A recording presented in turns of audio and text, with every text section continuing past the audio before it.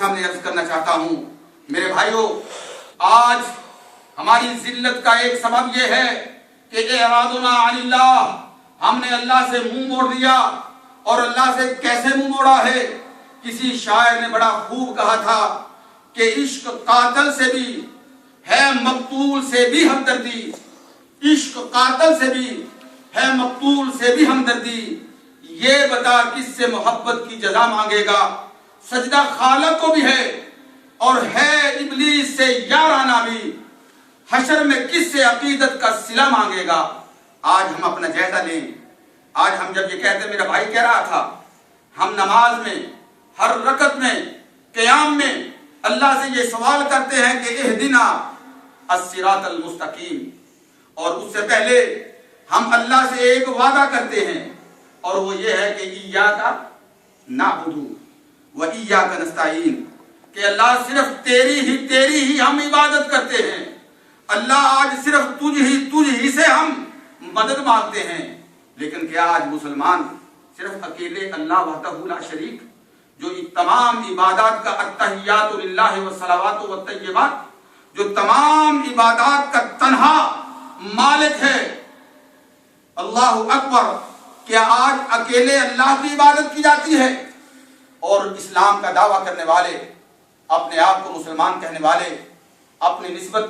حضرت محمد الرسول اللہ صلی اللہ علیہ وسلم کی ذات کی طرف کرنے والے آج کتنے لوگ ہیں، اور ان کے افعال،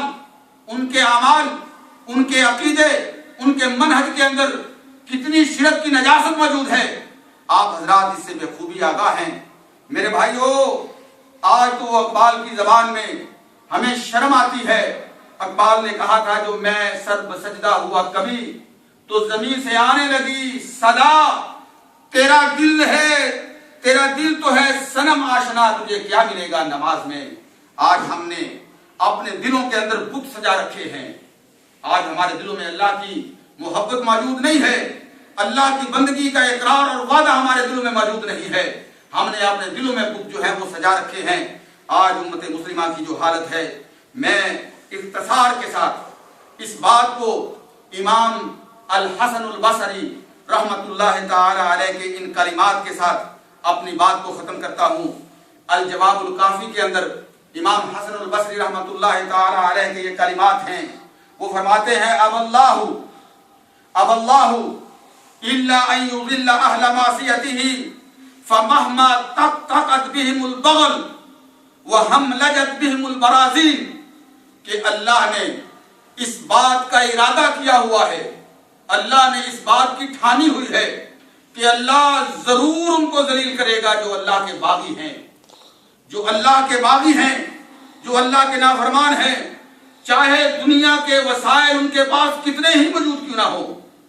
دنیا کی نعمتیں، وسائل اور طاقتیں وہ کتنی ہی ان کے پاس کیوں نہ ہو، فإن ذل المعصیۃ فی رقابہم، اللہ رب العزت نے معصیت جو ہے وہ ان کی معصیت کا ذلت کا طوق بنا کر ان کی گردنوں میں ڈال دیا ہے۔ ان کا جرم یہ ہے کہ انہوں نے اللہ سے ناطے کو توڑا، اللہ سے تعلق کو توڑا، اللہ سے اعراض کیا، اور بدبختی، ذلت اور رسوائی ان کا مقدر اور نصیب بن کے رہ گئی۔ اور میرے بھائیوں، دوسرا سبب ہماری ذلت کا وہ یہ ہے کہ مخالفت امر الرسول صلی اللہ علیہ وسلم والاعراض عن سنتہ الطیبہ، جیسے میرا بھائی اپنے اس مقدمے میں یہ بات کہہ رہا تھا کہ دوسرا سبب یہ ہے کہ اللہ کے رسول کی نافرمانی، اللہ کے رسول کے حکم کی نافرمانی، اور رسول اللہ صلی اللہ علیہ وسلم کے پاک طریقوں سے منہ موڑنا۔ سورہ النور کی آیت کا ترجمہ انہوں نے پڑھ کے سنایا، فَلْيَحْذَرِ الَّذِينَ يُخَالِفُونَ عَنْ أَمْرِهِ أَن تُصِيبَهُمْ فِتْنَةٌ أَوْ يُصِيبَهُمْ عَذَابٌ أَلِيمٌ، کہ جو لوگ اللہ کے رسول کی نافرمانی کرتے ہیں اور اللہ کے رسول صلی اللہ علیہ وسلم کی سنتوں سے منہ موڑتے ہیں، وہ اس بات سے ڈریں کہ کہیں اللہ کی طرف سے کوئی آزمائش نہ آ جائے، اللہ کسی فتنے میں انہیں مبتلا نہ کر دے، یا اللہ کی طرف سے کوئی دردناک عذاب جو ہے وہ ان کا مقدر اور نصیبہ نہ بن کے رہ جائے۔ حضرات محترم، آئیے ایک لمحے کے لیے ہم اپنا جائزہ لیں کہ آج ہمارا نبی صلی اللہ علیہ وسلم کے ساتھ کیسا ناطہ ہے، कैसा ताल्लुक है। खुदा की कसम, वल्लाही बिल्लाही तल्लाही, आज हमारा नबी अकरम सल्लल्लाहु अलैहि वसल्लम के साथ नाता और ताल्लुक सिर्फ इस हद तक है जिसे आप अपनी जबान में कहते हैं लिप सर्विस, जबानी दावा। इससे आगे अल्लाह के नबी के साथ हमारा कोई नाता नहीं है। अगर कोई किसी जिंदगी के अमल में, वो इबादत का अमल हो, वो आदात का अमल हो, रस्म व रवाज का अमल हो, वो किसी जिंदगी के शोबे से ताल्लुक रखने वाला अमल हो, अगर किसी मौके पे अल्लाह के पैगंबर सल्लल्लाहु अलैहि वसल्लम की सुन्नत हमारे सामने रखी जाए, अगर हमारे सामने अल्लाह के रसूल का फरमान रखा जाए, तो खुदा की कसम आज मुसलमानों का अमल ये है, बदकिस्मती की बात ये है कि मुसलमान उस हदीस को लेके मोहल्ले के मौलवी के पास जाता है और जाके कहता है कि फलां बंदे ने मुझे ये हदीस दी है, उसने कहा है कि मेरा ये अमल नमाज का हदीस के मुताबिक नहीं है, मेरा ये फलां अमल जो है वो हदीस के मुताबिक नहीं है। और वो बदबख्त मौलवी जो है वहां पे बैठा हुआ आगे से ये कहता है कि जाओ उसको जाके कह दो कि ये हदीस हमारे मजहब के मुताबिक सही नहीं है, हम इस हदीस को नहीं मानते। वो अल्लाह के रसूल की हदीस को ठुकरा देता है और वो शख्स टस से मस नहीं होता कि अल्लाह के नबी की हदीस उसके सामने पेश की जाए, रसूलुल्लाह की सुन्नत उसके सामने पेश की जाए। अल्लाह के पैगंबर ने यह फरमाया था, कुल्लु उम्मती यदखुलून अल जन्ना, मेरी पूरी उम्मत जो है वो जन्नत में जाएगी, इल्ला मन आबा, सवाए उस बदकिस्मत के जो खुद जन्नत में जाने से इनकार करेगा। सहाबा ने कहा, या रसूलल्लाह मन याबा, कौन ऐसा बदनसीब होगा जो जन्नत में जाने से इनकार करे। फरमाया, जो मेरी इताअत करेगा, मेरी सुन्नत को मानेगा, मेरी हदीस के सामने अपने सर को तस्लीम में खम कर लेगा, वो तो वो होगा जो जन्नत में जाएगा।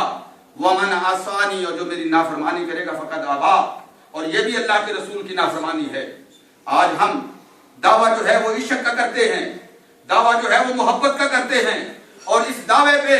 फिर बहुत आगे बढ़ जाते हैं, लेकिन हालत ये है कि खुदा की कसम अल्लाह के रसूल की सुन्नतें जो हैं वो गरीब बन के रह गई हैं। जैसे कहते हैं सुनने महजूरा,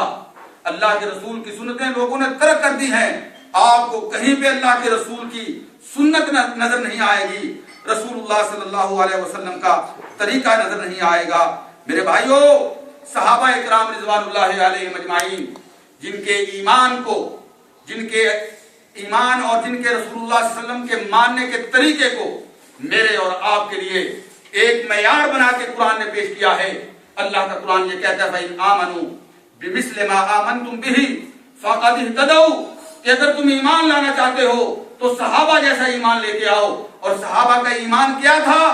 कि इधर मोहम्मदुर रसूलुल्लाह सल्लल्लाहु अलैहि वसल्लम का फरमान है,